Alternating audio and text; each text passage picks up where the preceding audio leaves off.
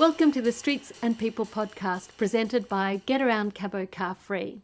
Get Around Cabo Car Free is a volunteer community movement advocating for more transport options for people who can't drive in Caboolture and Morayfield in Queensland. In today's podcast, we'll be covering one of these three broad topics. It might be Road Rules 360, where we discuss Queensland's road rules, the legislation, the design for people walking, biking, in wheelchairs or on a scooter. It might be Not Everyone Drives, where we chat with people whose transport options don't include a car in a car-dependent society. And it might be People and Projects, where our conversations are with people working on a specific aspect of inclusive transportation. Today we're doing one of our People and Projects episodes. I'm here on Gubby Gubby Country with Chris Bingham. Now, I know Chris because we had our episode last week with Conrad Kickett, and he was telling us about ways that we could create a greater sense of place by the space that's between the front garden and the street. And I thought, gee, it'd be great to give people a bit of an idea about what they could do to maybe make their gardens more dynamic and interesting, because in the time that I've been doing it, in the last couple of years, we've made our garden really lively with lots of plants and flowers and everything. And we've noticed that there are more people that walk by, and even people I didn't think were. Somebody said, oh yeah, I walk by because your garden's more interesting. And because social isolation is such a huge problem today, I thought this would be a great way to increase the way that people connect in a really delightful, easy way. So I was looking for somebody who would be able to help us with some gardening tips. And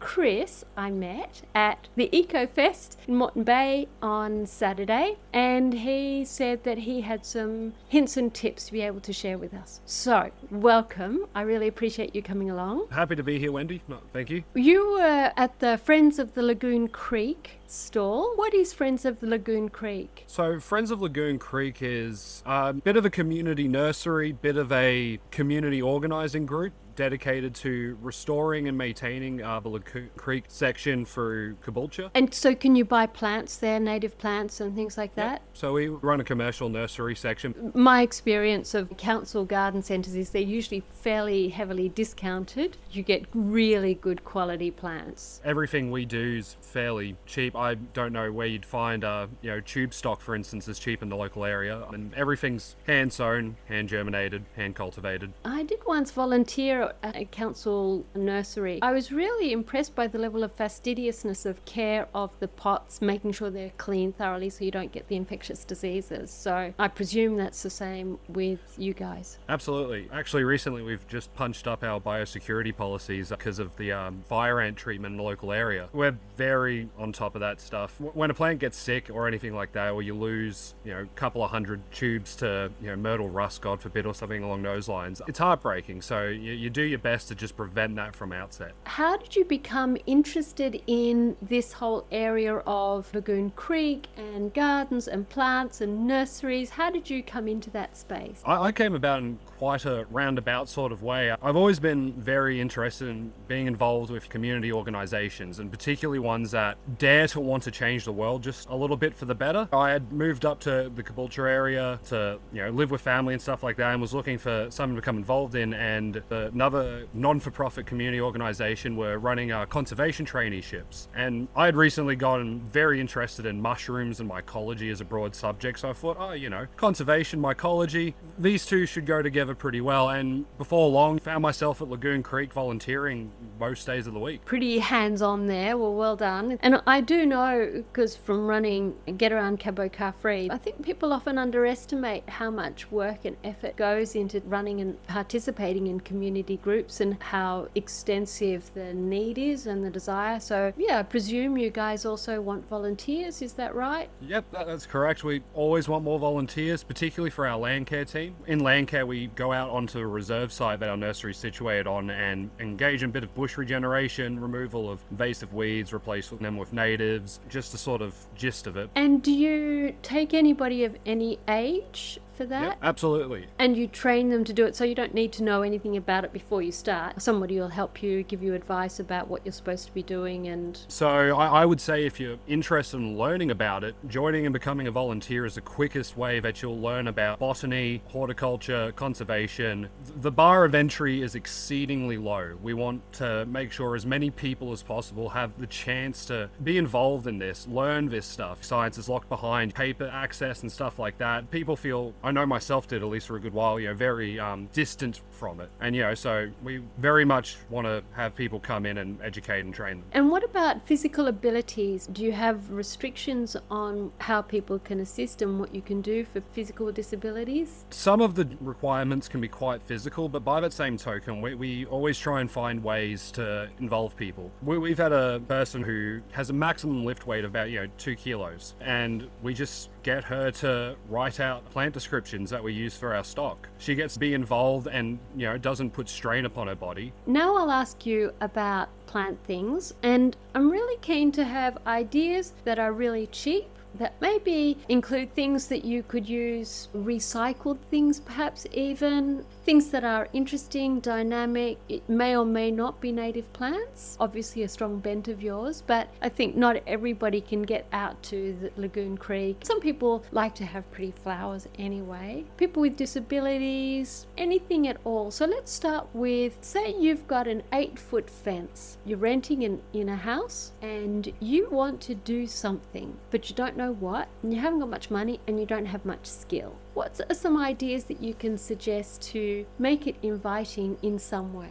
What I'd put forward is ultimately dare to exist in your own space. I'm a musician on the side, so if I, was stuck with this god-awful fence that cut me off from the rest of the world, I'd be up against that fence, playing some guitar, something like that. People walk past, they'd ask me like, oh yeah, what's that? And you just get to holler at them, I'm just playing some guitar. There's a connection right there. I'm recalling back to your last episode where Conrad talked about, what was the term? It was that weak connection? Weak ties. When I was living in Brisbane a few years ago, particularly I was living in Highgate Hill, one of the things that's always stuck with me over the time is, you'd go for a walk into West End and you just hear the sounds of people existing. Like I said, be playing music. You'd hear piano coming from a house or some trumpet, or people would play music off of a record player. People would talk across the fence. You could smell food being cooked. What could you do to bridge the gap? With an 8-foot fence between you and the rest of the world is sensory stuff. Smell, sound, light. All right, let's think of a plant that's cheap and sensory. So I bought, for instance, a packet of coriander seed from the supermarket, which has got often seasonal products in the middle of the aisle. I just planted it and I thought, oh, that'd be nice to have some coriander. I quite like coriander, so I'm a bit enthusiastic. So I got the whole packet and I was like, whee, and just kind of did it everywhere. And it has a beautiful fragrance. And now it just grows all the time. You could almost call it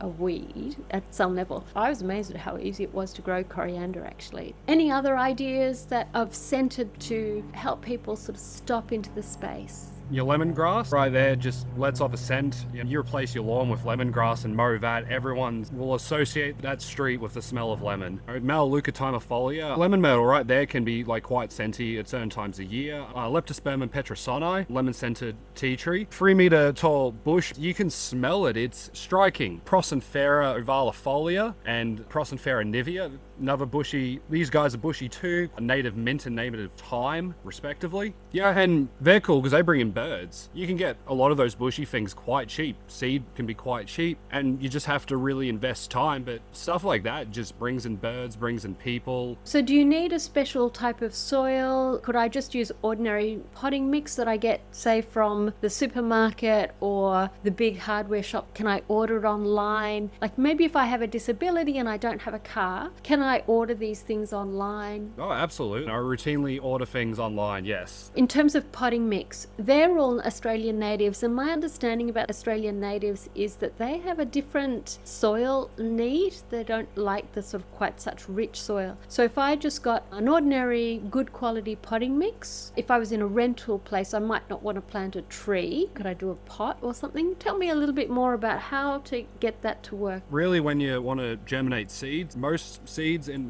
that you get that are Australian native will happily grow in most mediums. As you mentioned, they don't like anything too rich. If you have a bag of potting mix and even a bowl and chuck your seeds into that, then as long as you're not overwatering them, ultimately certain plants will have certain conditions that they want to work with. And as long as you aren't actively working against what the plant would want to grow within, then the success rate can be quite high. The big difference between nursery growing and home growing is honestly just having access to everything on hand. If all you can get is a handful of potting mix and a single seed, and you've got a styrofoam cup at home, you can eventually have a plant. All right, they're nice natives. So if you have an 8-foot fence, you just need to make sure that they don't dry out. I think that is probably one of the key things. Go out there every morning, water it. Would you put it in like a hanging basket at all? Would that be something useful? Depending on the plant, absolutely. Stuff such as dusky coral pea loves that sort of stuff. Cullen tenax, emu footgrass, which also has edible seeds, would also go quite hard in a hanging basket. And are they scented as well? Not really. Cullen tenax, though, as I mentioned, has the edible seeds, very coconutty, very nice. Birds love it, people love it. I've lost countless Cullen tenax to people. Before you mentioned about lemongrass, you could put that in your lawn and then you'd be mowing over it. My sense of lemongrass is that it's quite, I guess, hard and spiky or something like that. So you wouldn't put that in the lawn in the middle where you're going to have the kids playing, I guess. That really comes down to if you feel a lawn is something you want. I'm thoroughly anti-lawn. Not that we shouldn't have these green spaces. We should absolutely have these green spaces, but I think we're not using them in the right sort of way by having them be lawns. Okay. Well, we won't go into that because some people have got kids, so they want a bit of lawn. You do have to have lawn, for instance, between the curb and the house boundary. Oh, of course, yeah. Nature strip area. In that nature strip area, would you grow lemongrass, for instance? No. My personal philosophy has been to just leave the nature strip as is. I would concern myself inside the fence line. Okay. All right. Say you don't have an 8-foot fence. Here in Caboolture,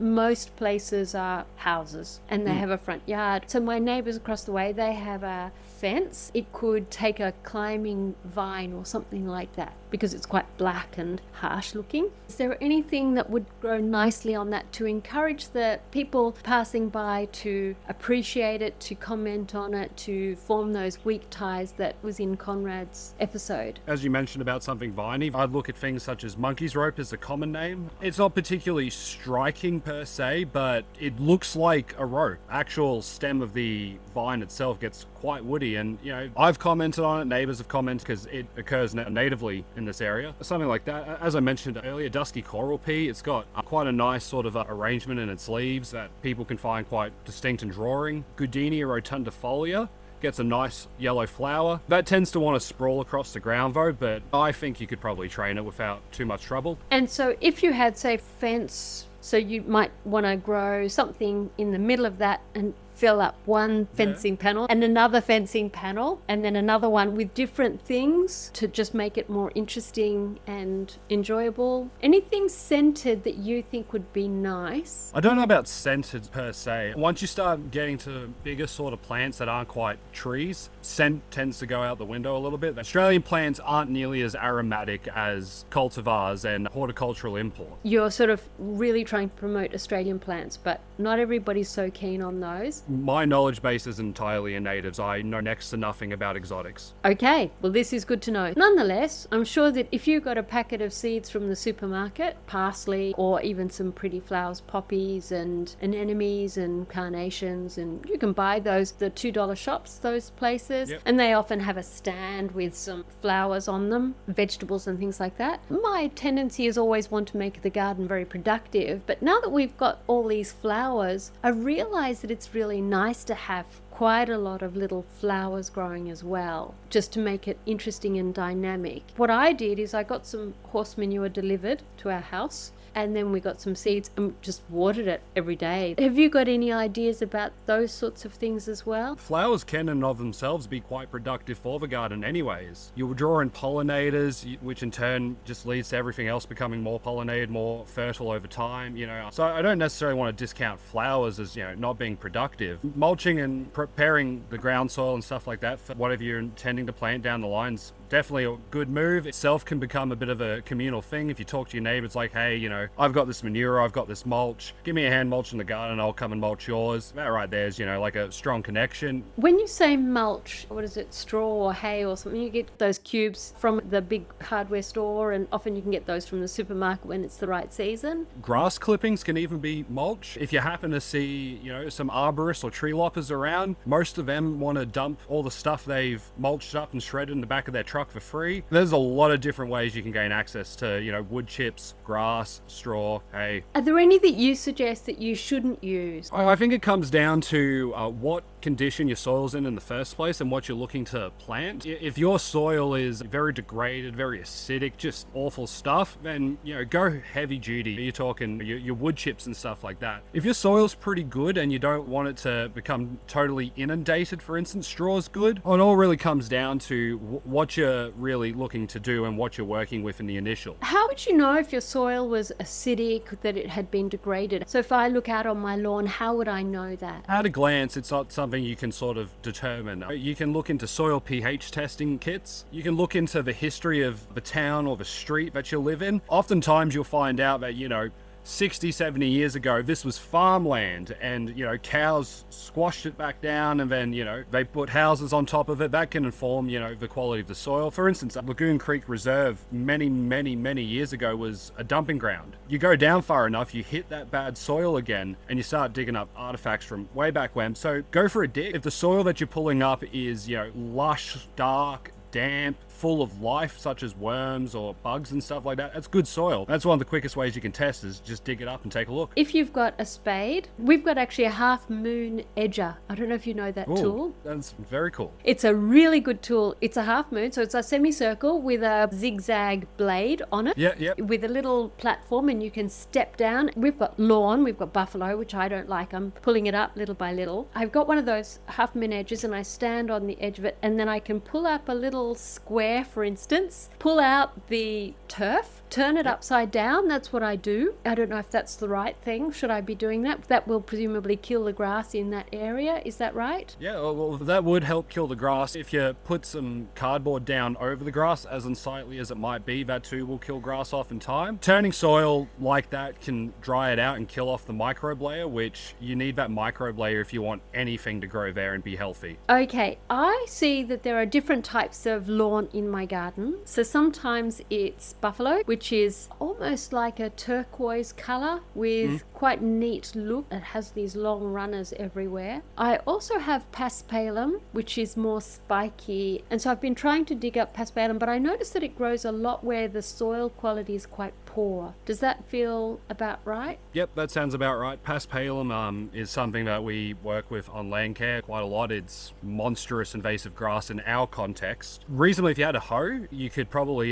tease it out of the ground quite easily in that bad soil, but you'd want to replace it pretty quick with something else. All right, so say you have a disability, you can't move very easily. Something like a half moon edger is not going to be possible because that's an able-bodied tool. Spades, able-bodied. You live in a place which has got an 8-foot fence. This is a tough question, this one. You just want to do something so that when people walk past, they stop and say hello to make those weak ties. What are some plants that you can suggest? You've got your 8-foot fence. You don't have as much mobility. I would look at something like a Banksia robur in a pot. What is that? Banksia robur is the swamp Banksia. And the reason why I recommend the swamp Banksia is because people like watering plants. That doesn't bother the swamp Banksia. It will drink every drop of water you put into the soil. It just gets this big, we call it a cone, but it's not really cone shaped. It's more like a sausage. When it flowers off, it gets these big yellow curls on it. It's beautiful. It's just remarkable. And then eventually they die off and you're just left with this really hairy looking sausage. And the amount of kids that see them, especially at the nursery, and just go, look at the hairy sausage and just go ballistic for it. That's a plant I would recommend just off the cuff right there. But another one that I think is also pretty smart and does quite well in pots is Jacksonia scoparia.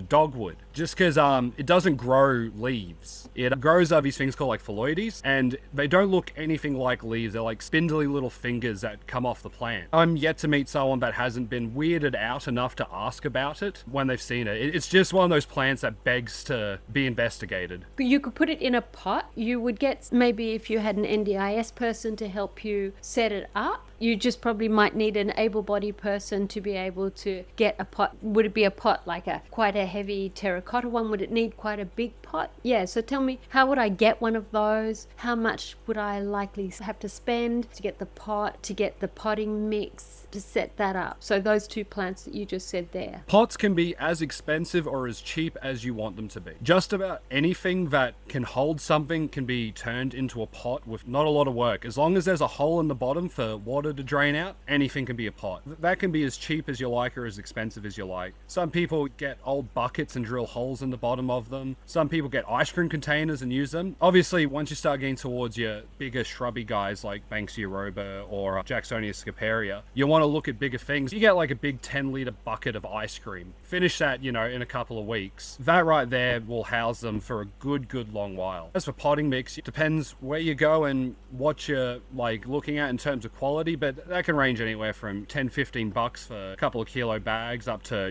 many hundreds of dollars for ridiculously good quality stuff in large quantities. Or if you're really just dedicated to it, if someone's digging up something and they've just got all this gross spoil, they've dug up a garden, or be this a neighbor or a family member or anyone, that can be used. You don't have to get this lush rich potting mix for every single plant that you put into a pot. They will like it better, but you can get around poor quality, as we talked about earlier, with mulching or using compost to reintroduce microbes and nutrients into the soil. It sounds quite nice. I was just thinking about the 8-foot fence, and I'm a bit stuck on that because most of the places around here in my neighborhood, a huge number of them have 8-foot fences, and I think there must be a lot of loneliness because if you're stuck behind a huge fence, you can't connect in with the world. So say if you're living in one of those, you could, for instance, open the carport or the double garage or whatever it is, put a sofa there, and then some pots, those two, the Banksia roba, sorry, yeah. Thank you, roba. And the other one, just say that slowly so that we can spell it out. Jacksonia scaparia. Thank you. Dogwood. And a pot on either side. You maybe played a bit of the guitar, or you read a book or something like that. Listen to a podcast or the radio or something. We've got wonderful podcasts you might want to listen to. One of our episode. Something like that is actually quite possible now because, if you've got the internet and you've got your phone, you can listen to lots of podcasts online. As you walk past, people will stop and become curious. I think it just needs somebody to be present there more than anything else. In my own experiences, that's how you connect. You can dress the setup around you however you like, but if you're not there to say, look at this, engage with me, engage with this space, then engagement can't really be found. When I was living in Brisbane, I'd spend a lot of time just sitting in my front yard because people were always walking past, and just being present is the catalyst for conversation. Oftentimes when I ended up making friends with neighbors or other people in the community, I wasn't doing anything remarkably interesting in my front yard. I was just there. Soon enough, hello, hey, how's it going, turns into, oh, I saw you up at the shops the other week, or, oh, I noticed such and such isn't around so much these days. All these little things that lead on to tighter and stronger connections between people. It's just being present. Yeah, and as Conrad said on his show, chairs out the front, kids' toys out the front. Yeah. So we've got chairs out the front, and actually I keep them so that when they get wet, they don't pool the water. You don't want pooled water because that attracts mosquitoes. Which is not inviting. Which is not inviting at all. So I think we're coming up towards the end there. But before I do, what else would you like to share about anything really, about ways that you can make your space more interesting, more inviting, more welcoming, what you've found beneficial? Anything at all. I suppose make statements with the space you exist in. If you have some cool artwork, obviously you don't want to lose it, but there's no danger in showing it off to people in the front yard. If your friend did a cool painting, for instance, that's something that could live in your front yard that people could see. It begs conversation. You sort of want to declare to everyone, hey, I'm out here doing stuff. I've got plants, I've got art, I've got music, I'm listening to this cool podcast. Here I am in the world, you're in the world, let's talk. I think that's really nice, but don't be kind of hello, let's have a conversation. Yeah. Hitting that stride between confident and needy is a difficult one. People aren't nearly as scary as everyone thinks or feels they are. Half the time, everyone's just sort of making up as they go along, and that's social interactions to a T. Just say hello, say how's it going. Maybe one day, you'll have that next sentence lined up to be like, how's it going? Saw you at the shops the other day. That's a cool shit, stuff like that. I have a big bright orange bike with a box at the front, box at the back, and I was talking with somebody. I was asking if she could help me with one aspect of the week without driving that we've got coming up in a couple of weeks. She said where she lived, and I said, okay, so you might have seen me on my big bright bicycle. And she said, yes, I have seen you. And I do see people, if you're walking around, if you're on your bike, if you're on a scooter, not going in a million miles an hour, mind you, you kind of become available. And it's the same in your front yard. You can sit there, you can just have some chairs, you can have some plants, some flowers, and people do walk past and they do say hello, and you can do some hand weeding in the lawn is actually really nice. So all that buffalo and paspalum, ripping it out, putting in some nicer grass. All right, before we close out, any final last words? I suppose, get involved in your local community. It doesn't have to be a nursery or a conservation group. Just talk to people, get out there. Absolutely. Get away from the mobile phone, definitely. Yeah. Well, thanks so much, Chris. I've really appreciated the chat. Wendy, thank you. Thanks for enjoying Streets and People, presented by Get Around Cabo Car Free. We publish our podcast regularly at the usual places and on our website, where you can find out more about us. getaroundcabocarfree.com.au. That's www.getaround, get around, that's pretty straightforward. Cabo, C-A-B-O, that's short for Caboolture. Car Free, C-A-R-F-R-E-E, there's no hyphen in that. .com.au. Our theme music is The Thief on AM Sound, which is just like our cars on our streets, always stealing the space. So let's stop that thief.